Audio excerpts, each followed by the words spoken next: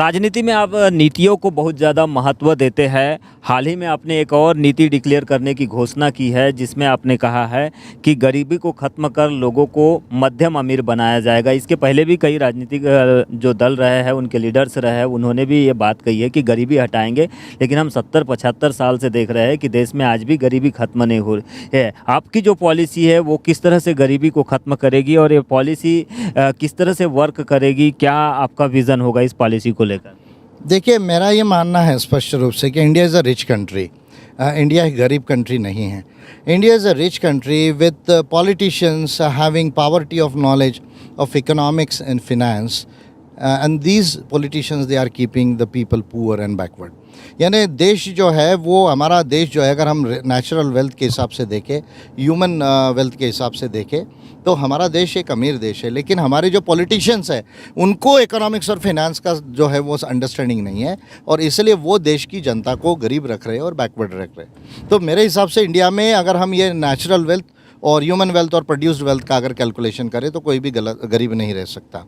तो लेकिन इसके लिए विशेष पॉलिसीज़ की ज़रूरत पड़ेगी, और विशेष जो है जो वेल्थ है, जो उसका फिनेंशियल एंड नॉन फिनेंशियल जो वेल्थ है या एसेट्स जो बोला जाता है, उसको उनको प्रोवाइड करना पड़ेगा, और उस तरह का एजुकेशन भी उनको प्रोवाइड करना पड़ेगा, उस तरह का इंस्टीट्यूशनलाइजेशन करना पड़ेगा।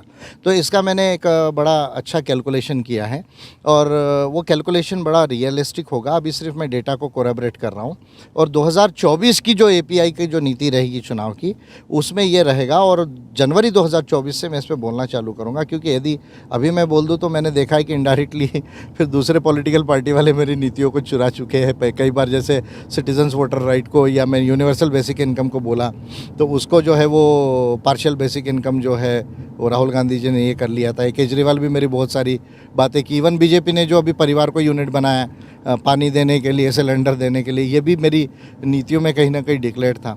तो मैं इसको समय आने पर कहूँगा, और केवल कहूँगा नहीं, मैं उसका पूरा कैलकुलेशन बताऊँगा कि कैसे ये किया जा सकता है। हर गरीब परिवार को, परिवार की बात मैं कर रहा हूँ, मिडिल रिच बनाया जा सकता है, मध्यम रूप से अमीर बनाया जा सकता है इंडिया। इसके पहले भी आपने एक नीति की घोषणा की थी, E4S2R2, कुछ इस तरह से था। इसका क्या मीनिंग निकलता है पूरा, और क्या संदर्भ? देखिए, ये पॉलिसीज़ कई तरह की होती है। There are many laws and many solutions. मैं तो हरदम बोलता हूँ कि एक नहीं है, अनेक है। तो E4S2R2 जो है उसमें भी था एजुकेशन, एम्प्लॉयमेंट, एंडाउमेंट्स, एंटरप्रेन्योर्स था। S2 में हेल्थ एंड हाउसिंग था। S2 में स्किल्स एंड सोशल सिक्योरिटी था। एंड R2 में रिप्रेजेंटेशन एंड रिजर्वेशन था। तो ये भी पॉलिसी से जो है बहुत बड़ा डेवलपमेंट हो सकता है। लेकिन अभी जो मैं पॉलिसी कह रहा हूँ वो डायरेक्ट एकदम परिवारों को जो है, जो मान लीजिए BPL के अंदर है या BPL से थोड़े ऊपर है, उनको एकदम डायरेक्ट फोकस करके मिडिल रिच बनाएगी। तो ये थोड़ी अलग तरह की पॉलिसी है। और E4S2R2 तो जो है सभी के लिए है ही पूरे इंडिया में, वो तो एक पॉलिसी रहेगी API की। ट्राइबल राइट्स की आपको मास्टरी होना माना जाता है।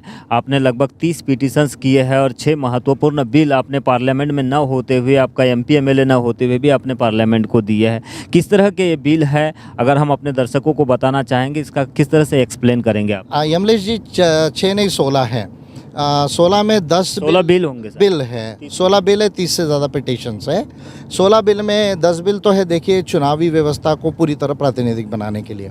देखिए, हमारे जो देश में first pass the post system है, ये FPTP जिसको बोला जाता है, वो हमारे कॉन्स्टिट्यूशन में ये नॉन रिप्रेजेंटेटिव इलेक्ट्रल सिस्टम है। जैसे देखिए, आप चुनाव में खड़े, अब जिले का चुनाव हो रहा है, आप कह रहे देश का हो रहा है, लेकिन आप चुन रहे अपने ज़िले का प्रतिनिधि चुन रहे हैं। फिर एक को 5 लाख वोट मिले, एक को 5 लाख 1 वोट भी ज़्यादा मिले, और उसको 51% वोट ना हो, जिसको 5 लाख 1 वोट मिला है, तो वो पार्लियामेंट जाता है, 5 लाख वाला घर बैठता है, 5 लाख वोटर अप्रातिनिधिक हो जाते हैं। फिर इसमें 35-40% जो वोट लेता है उसकी सरकार बनती है। 60% वोट जिसके फेवर में है ही नहीं, उसकी सरकार बनती है। 100 में 90% से ज़्यादा, 95% से ज़्यादा वोटर्स उनको प्रतिनिधित्व मिलना चाहिए, वो इसमें नहीं मिलता है। तो पहली बात तो प्रोपोर्शनल रिप्रेजेंटेशन सिस्टम FPTP के साथ, मल्टी मेंबर कॉन्स्टिट्यूंसी के साथ होना चाहिए, ये इसका मेजर इशू था। फिर SC/ST के भी PR सिस्टम में मैंने रिजर्वेशन कैलकुलेट किया सीटों का, और महिलाओं का रिजर्वेशन का सीट कैलकुलेशन करके दिया। फिर MP MPLA की संख्या जो बहुत ज़्यादा, अभी 24 लाख 25 लाख पे एक MP हो रहा है, 4.5 लाख पर एक MLA हो रहा है, तो इसका परसेंटेज कम करने की ज़रूरत है। तो मैंने 1,500 MPs लोकसभा में होना चाहिए, कैलकुलेशन करके दिया। मेरे वजह से ये नया पार्लियामेंट जो बन रहा है, जहाँ 888 MP होंगे, शायद 2029 में वो बिल आएगा। तो आपकी वजह से कैसे? मेरे वजह से, क्योंकि कैलकुलेशन करके दिया मैंने पूरा, और मैं पहला लीडर हूँ जिसने मल्टी मेंबर कॉन्स्टिट्यूएंसी में, एफपीटीपी में और पीआर में सिस्टमेटिक हर स्टेट में कितना सीटें आएगी, कितनी होगी, उसमें एससी की कितनी होगी, एसटी की कितनी होगी और महिलाओं की कितनी होगी, और पीआर में कितनी होगी और मल्टी मेंबर कॉन्स्टिट्यूट, ये बाकायदा मेरे बिल में कैलकुलेशन करके दिया। और ये मेरा बिल जो है शायद 2017 में मैंने पार्लियामेंट को दिया, और ये उसके बाद डिसीजन होके पिछले साल ये जो है नए संसद का ये आया 888। पीआर और एफपीटीपी की आपने बात की, अभी भी बहुत सारे जो लीडर्स हैं वो भी इस बारे में नहीं जानते हैं और देश के नागरिक तो बहुत ही कम होंगे जो जानते होंगे।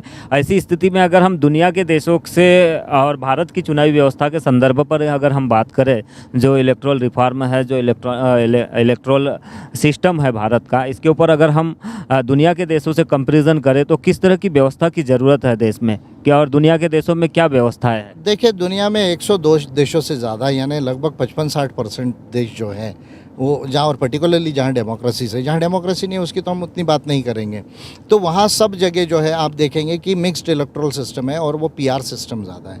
यानी वहाँ जिस पार्टी को जितना प्रतिशत वोट होता है उसके उतने एमपी एंड एमएलए होते हैं। सपोज़ आप पीआर सिस्टम विद 0.15% अगर कट ऑफ लिमिट कर दे, तो आज एपीआई को अगर 10 लाख वोट मिल जाए तो उसके 3 एमपी हो जाएंगे, लेकिन 10 लाख वोट आप 3 पार्लियामेंट में भी लो तो आपका एक भी एमपी नहीं जीतेगा। ठीक है, तो ये एक महत्वपूर्ण बात है। दूसरी, वहाँ बजट से पैसा मिलता है या इलेक्टोरल फंड होता है, उससे पैसा मिलता है पार्टियों को और कैंडिडेट्स को चुनाव लड़ने के लिए, जो हमारे देश में नहीं है। एक गरीब इंसान फॉर्म तो भर सकता है लेकिन वो चुनाव लड़ नहीं सकता, चुनाव में जीत नहीं सकता, क्योंकि चुनाव में पार्लियामेंट में तो पार्लियामेंट में इलेक्शन कमीशन ऑफ इंडिया ही कह रहा है कि 90 लाख लगते हैं, 90 लाख होना चाहिए। फिर उसके अलावा भी पार्टीज़ अपने तरफ से भी बहुत खर्चा करती, तो एक गरीब इंसान फॉर्म तो भर सकता है, यानी हमने वोटिंग राइट दिया उसको, कहा कि नहीं कोई भी बन सकता है, लेकिन प्रैक्टिकली वो नहीं बन सकता।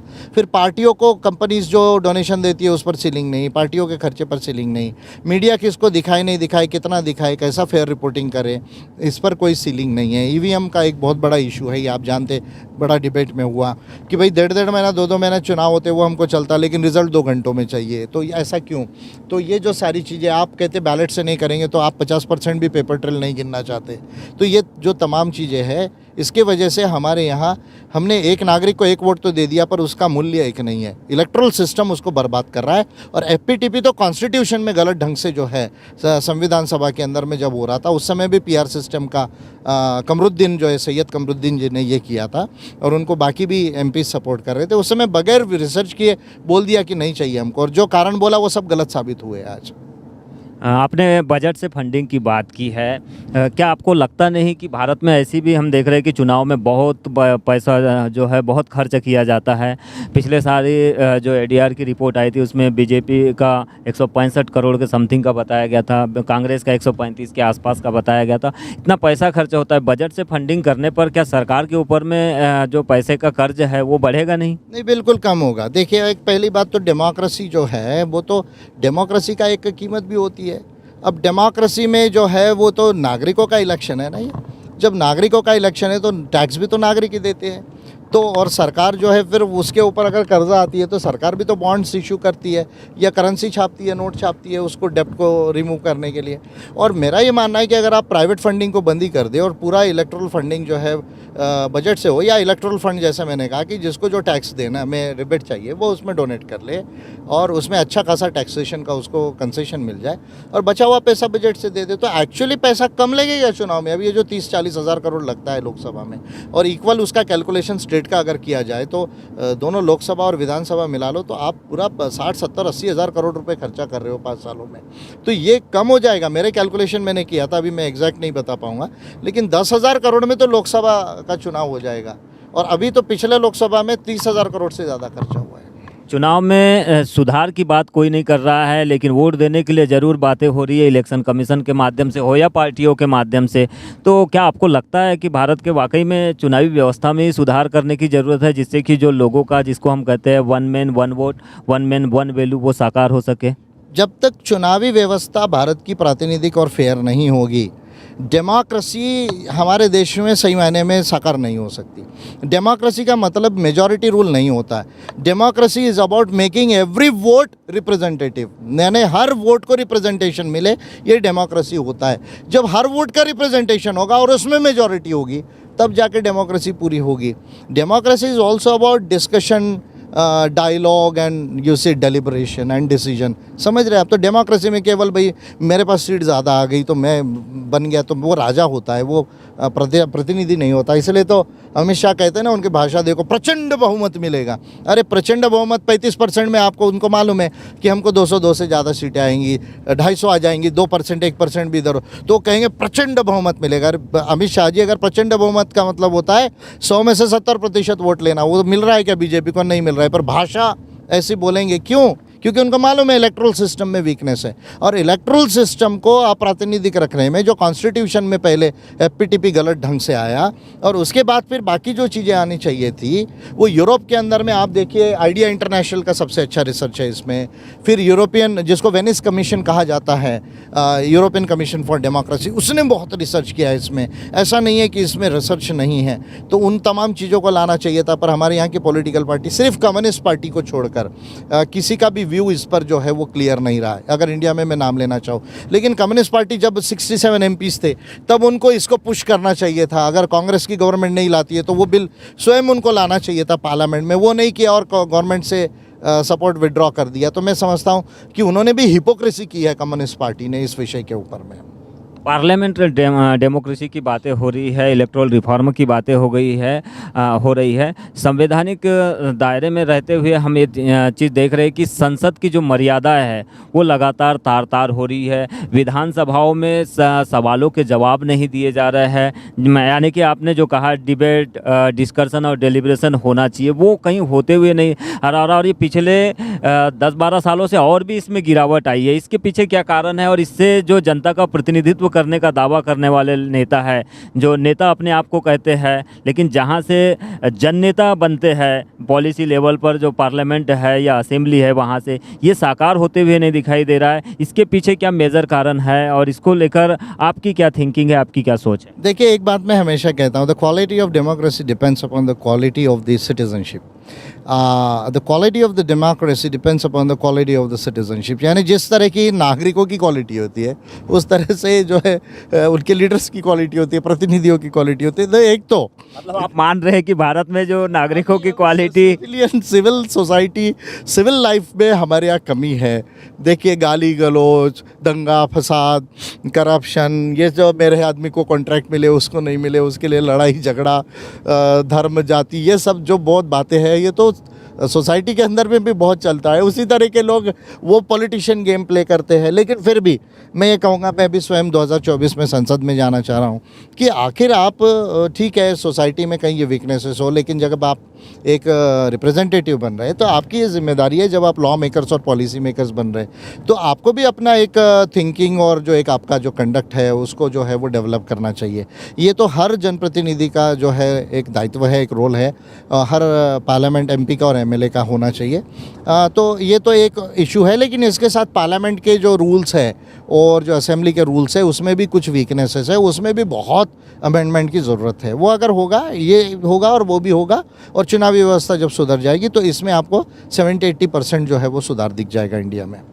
देश में जो है करोड़ों करोड़ जनता ऐसी है जो चीख रही है, पुकार रही है कि हमें विकास चाहिए, हमें डेवलपमेंट चाहिए, चाहे शिक्षा में हो, स्वास्थ्य में हो, या फिर अपनी आर्थिक स्थिति को सुदृढ़ बनाने में. इसको लेकर आपके पास में क्या विज़न है? जैसा आपने कहा है कि 2024 में आप पार्लियामेंट जाने की तैयारी कर रहे हैं, तो आपकी ये जो तैयारी है, तो यही जो मुद्दे होते हैं प्रमुख, जिसमें विकास की बातें हो या जनता के लिए काम करने की बातें हो, तो आप किस तरह से काम करेंगे और आप इसको लेकर कितने सतर्क है, अलर्ट है, और आगे इसको लेकर आपकी क्या रणनीति है? देखिए, एक स्लोगन चला पहले, बिजली सड़क, पहले था रोटी कपड़ा मकान, फिर था बिजली सड़क पानी, बराबर है.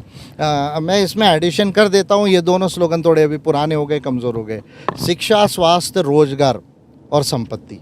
शिक्षा, स्वास्थ्य, रोजगार और संपत्ति, ये 4 चीज़ों पर यदि काम किया जाए. शिक्षा, education should be based on science and technology and humanism and all world knowledge. ठीक है, तो इस तरह का हो. And education should be very very cheap, very accessible. ठीक है, ये एक बात होना चाहिए. और फ्री थिंकिंग से एजुकेशन दिया जाए, साइंटिफिक थिंकिंग से. एजुकेशन यानी शिक्षा, स्वास्थ्य यानी हेल्थ में जो है आपकी हेल्थ में न्यूट्रिशन भी ऐड हो जाए, क्योंकि न्यूट्रिशन खाने पीने से भी हेल्थी होती है।